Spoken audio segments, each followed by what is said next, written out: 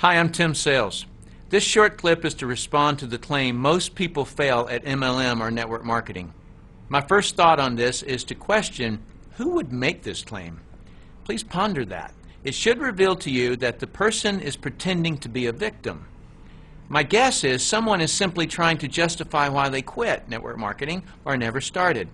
If you looked at the statistics of how many people make money compared to how many don't make money in network marketing, you could draw the conclusion that yes, less people make money than do not. But why people act as though this is any different than anything else is unknown to me, because the same could be said about anything people attempt. By the way, every time I say fail, I want you to picture the word fail in quotes.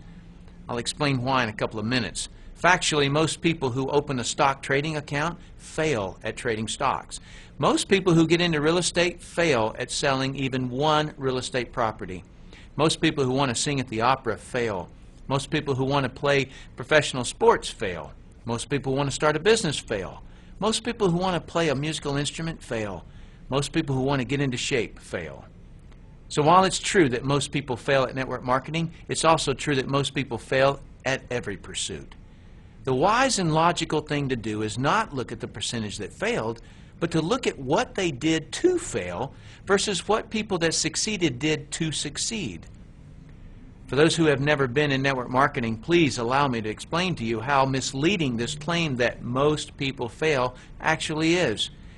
To get into a network marketing company, it typically takes less than $50 to purchase a starter kit, which is all that is required to join a company. And logically, a new person will purchase some products so they'll know what they're selling. So let's say it cost a total of $300 for the products in the starter kit. Now, according to the people who claim that most people fail, if that person who bought their kit stops doing the business at any time in the future, they failed. That's how that statistic is calculated. But get this. In most network marketing companies, if the person quits, they could send the products back within a certain time and get a refund. So their true loss is only the $50 starter kit and maybe a product restocking fee. One of the main network marketing companies will give you a 100% refund on products and the starter kit if returned within 30 days. In fact, you get a 90% refund if you return the products within a full year. Let me put this into perspective for you. A couple of years ago, I watched Tiger Woods playing golf on TV. He was having a blast, and he made it look so easy. So I thought I wanted to play golf. I grabbed my wife and we went to a golf driving range near our house. We just happened to have our camera with us so we can recreate this experience for you. We weren't horrible at it and thought it would be fun and challenging to get involved with golf.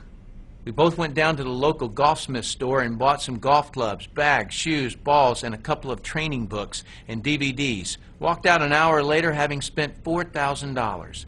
We went to the driving range a few times to practice, which cost us about $20 each trip. We played a couple of times at a local golf course for about $80 plus $30 to ride in a little golf cart. So it was about $110 each time we played. I then read about a beautiful golf course in Naples, Florida at the Ritz-Carlton Resort. We drove there and it cost us about $700 a night to stay at the hotel and $200 each to play the course. That day, we played. It was around 100 degrees outside and we sweated for 4 hours straight. I played terrible and hated the experience. I hated it primarily because I performed terribly and the heat made it very uncomfortable. We left Naples having spent $1,200. When we got home, I threw the clubs in the garage and haven't played since. So my golf experience cost me about $5,000, of which none of it was refundable. Why didn't I post up a website and write about how the golf industry is ripping people off, and when you look at the statistics, the odds of playing golf like Tiger Woods is less than 0.0001%? Why didn't I scream and yell about the unfairness that the actual cost of the golf club is only about $6, but Golfsmith charged me $100 each club? I didn't post a website like that because I'm not playing victim. I know what happened. I didn't fail at golf, I quit. Allow me to point out some similarities between my golf experience and network marketing. Watching Tiger Woods having fun was like me going to a business presentation and getting excited. Going to the driving range with my wife was like asking a friend to join me. It looked fun and we thought we would be able to do well at it. Buying the golf clubs and all of the gear was like buying a starter kit with some products, although I spent a lot more money on golf clubs. Buying the books and training DVDs is similar to buying the training materials in network marketing. The fact that I didn't perform to my expectations that day in Naples is very similar to someone not having immediate success in network marketing. What I am sure of is that every person who is a professional golfer has had days where they didn't play to their expectations, but they evidently didn't quit. They stuck to it. Their interest in being great at golf was greater than their interest in quitting. The truth is, I didn't fail at golf. I quit golf. All the millions and millions of people who have golf clubs in their garage and aren't playing golf now didn't fail at golf either. They quit. The true facts are, it takes no effort to quit network marketing. Just throw your kit in the garage and not do it anymore. That's all it takes to quit. So when you hear people claim that most people fail in network marketing, picture all the golf clubs in people's garages, all the gym memberships that are inactive, all the in-home exercise equipment that have clothes hanging on them and haven't been used in months, all the musical instruments sitting unused in their cases, and all the real estate no money down seminar tape sets sitting in the closets or on the bookshelves unused. If someone is going to claim to you that most people fail or most don't make money in network marketing, ask them to put it into perspective compared to all the other things people attempt to do. If they have integrity, they will say, it isn't any different. Most people quit at everything. In fact, in my early days, I did quit network marketing for about 2 weeks, then decided that I wasn't going to quit because it was my only shot at making big money. I devoted myself to learning the business and went on to earn a lot of money, just like anyone who has ever accomplished great things in their life. The decision someone makes on the day they get involved or the day they buy a business starter kit is not the important one. The important one is the decision they make when they realize what it's really going to take to succeed. If Tiger Woods could have walked on the golf course and played as well as he does with only a couple of months of practice, Nike wouldn't pay him $100 million to wear their logo. Tiger is great because he worked his guts out. Network marketing isn't any different.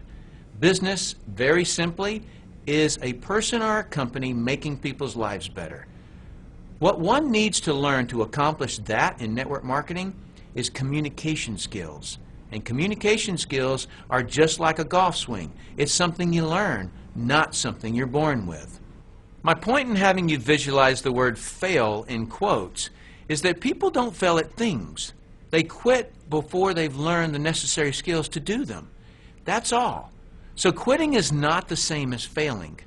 While I'm on this issue, let me also comment briefly on the claim your odds of making big money in MLM are slim to none.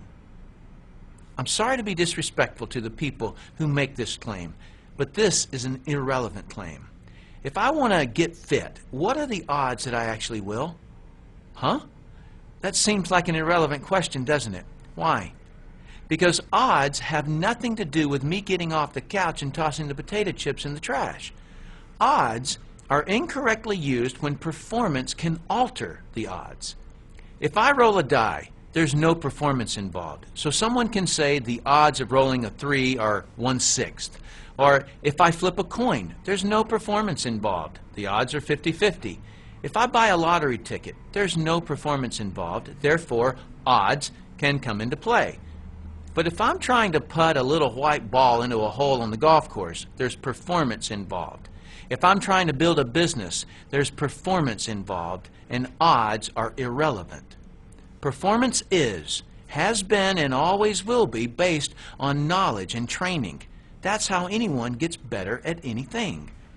My son asked me a question that I'd love to know how you would have answered. Here's his question. Dad, what are the odds of me making the school golf team? If it was your son, how would you have answered it? Well, my answer was, son, odds have nothing to do with it. Your performance dictates whether you make the golf team, not your odds. Anyone who achieves anything noteworthy in life does so by getting the right training. I suggest you do the same. I'm Tim Sales.